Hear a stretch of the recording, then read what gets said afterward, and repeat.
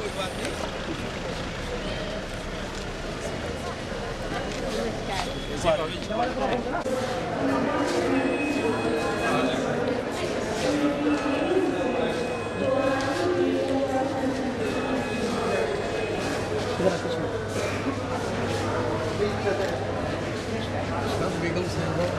बेगम साहबा स्कूल में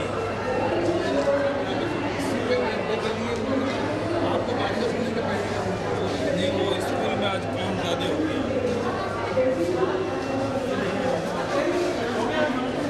गया। थोड़ा स्पेस कर लीजिए। Sayyid Shahnawaz Hussain, an eminent BJP leader, and his wife, Srimati Renu Hussain, to our annual day prize distribution function. Born in the year 1968 in the Supaul district of Bihar, Sri Sayyid Shahnawaz Hussain pursued his higher education from Williams High School, Supaul, and went on to do his diploma in engineering at BSSC, Patna, and ITI Usatari. He was elected to the. We are extremely honored to have you amidst us.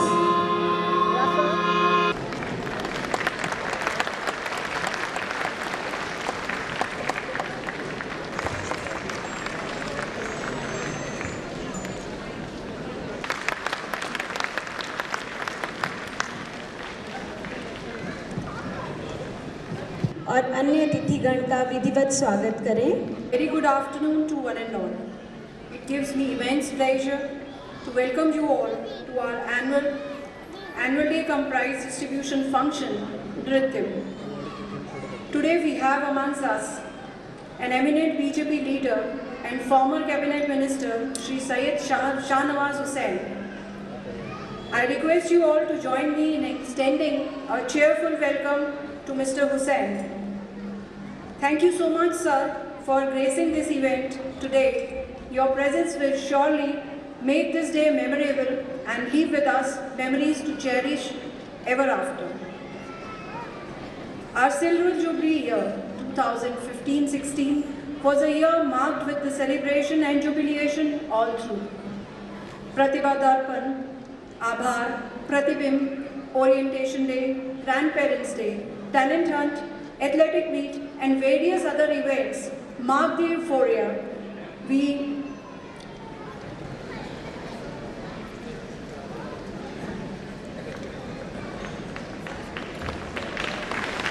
From 9th again we have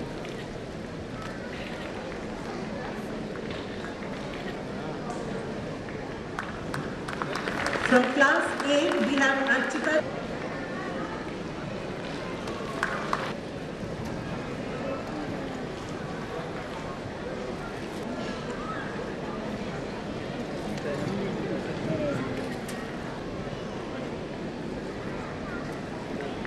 Well,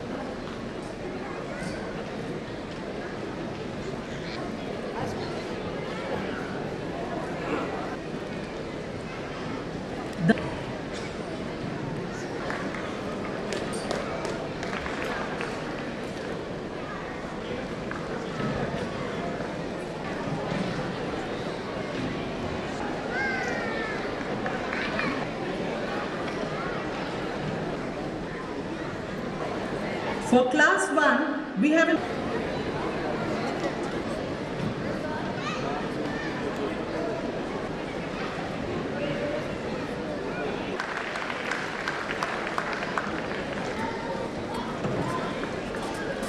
school के chairman आदरणीय अतुल गुप्ता जी,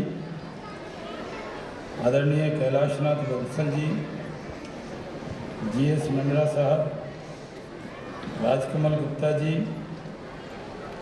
यहाँ पर मौजूद हमारे मित्र और साधना news के chairman आदरणीय राकेश गुप्ता जी,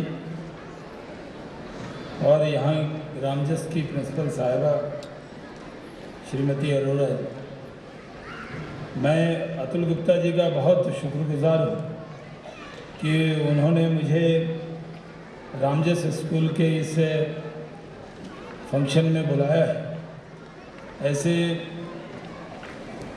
रामजस का नाम आते ही दिल्ली के अंदर अगर कोई स्कूल शिक्षा के साथ संस्कार देने का काम करता है तो उसमें रामजस नंबर 1 है, इसमें कोई शक की गुंजाइश नहीं। मुझे सौभाग्य है कि अटल बिहारी वाजपेयी जी की सरकार में मैं थोड़े दिन तक minister of state human resource development भी रहा हूँ और स्कूल एजुकेशन मैंने थोड़े दिन तक देखा। बहुत से स्कूल में जाने का अवसर मुझे मिला है, लेकिन मैं कह सकता हूँ कि मैं बहुत सी जगह जाता हूँ और जब स्कूल के बारे में जानना चाहता हूँ तो रामजस के बारे में जब भी हमारे कई मित्र के बच्चे रामजस में पढ़ते हैं और उनसे जब भी मैंने पूछा है तब मुझे लगा है कि रामजस सिर्फ नाम नहीं, ये स्कूल की स्थापना एक जज्बे के साथ हुई और जिसमें जज्बा होता है, जिसमें एक मकसद होता है, उस मकसद को ये जो ट्रस्ट है इनका जितने बखूबी उसको अंजाम दे रहा है, जिसकी जितनी प्रशंसा की जाए वो कम। ऐसे शिक्षा के क्षेत्र में बहुत काम होना है।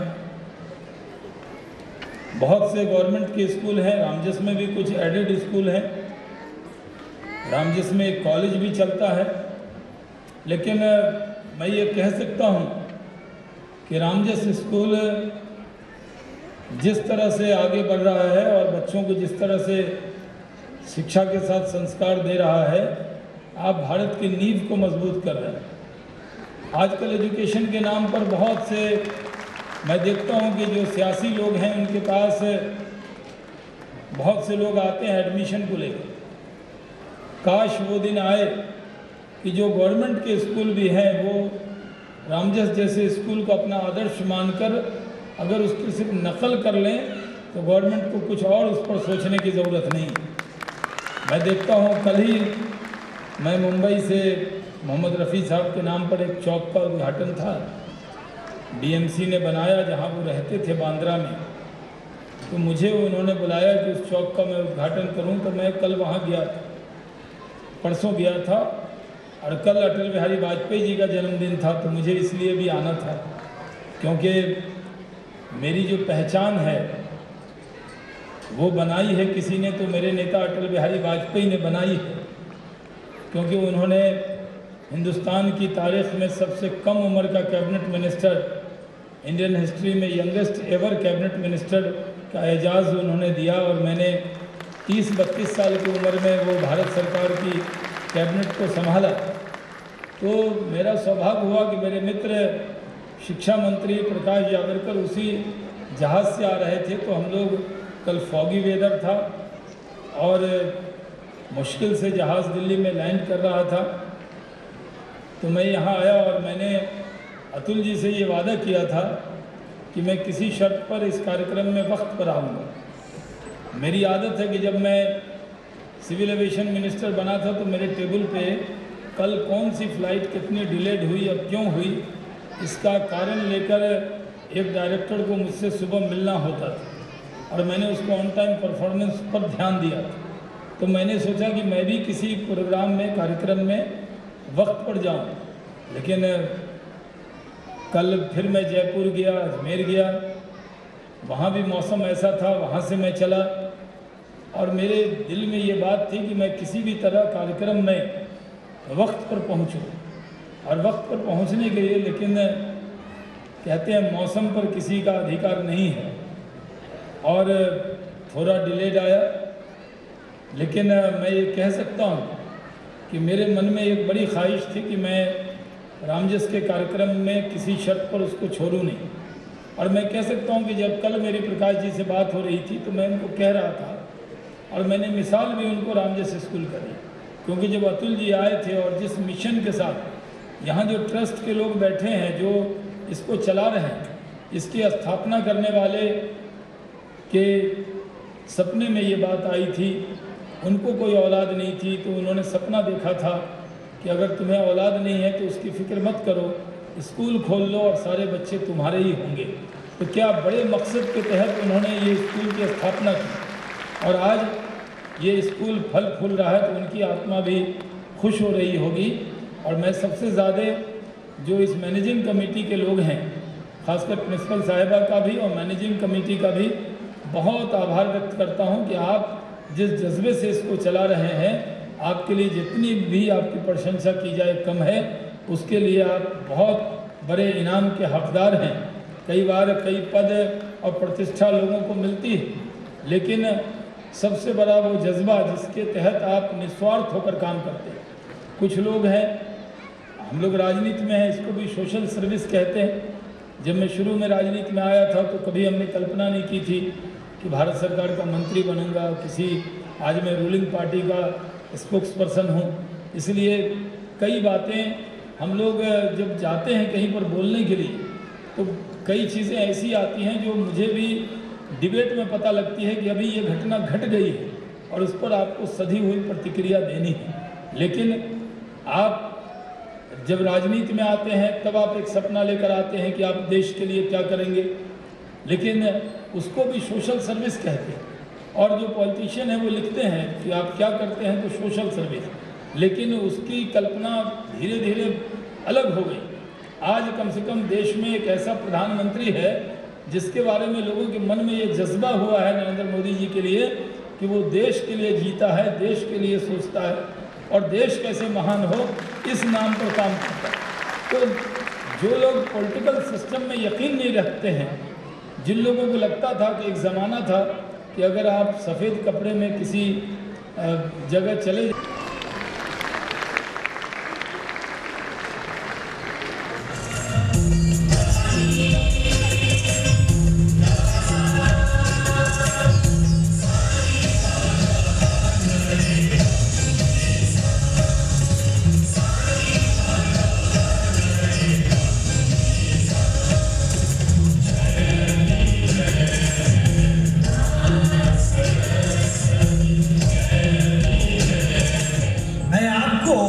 संसार के सबसे पहले नृत्य के बारे में बताता हूँ। संसार का सबसे पहला नृत्य, you mean first dance of the world? अच्छा गुरुजी, अब देर नहीं कीजिए, जल्दी दिखाइए संसार का पहला नृत्य किसने किया था?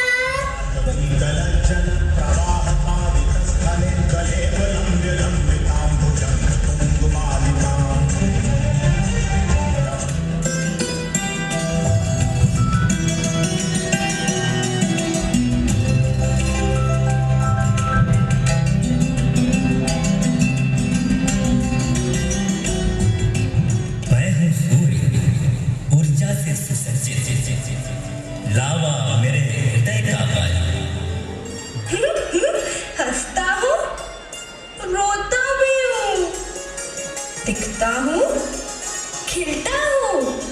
बच्चों की किलकारी में, फूलों की क्यारी में, कोयल की कूक में, खिलती ढलती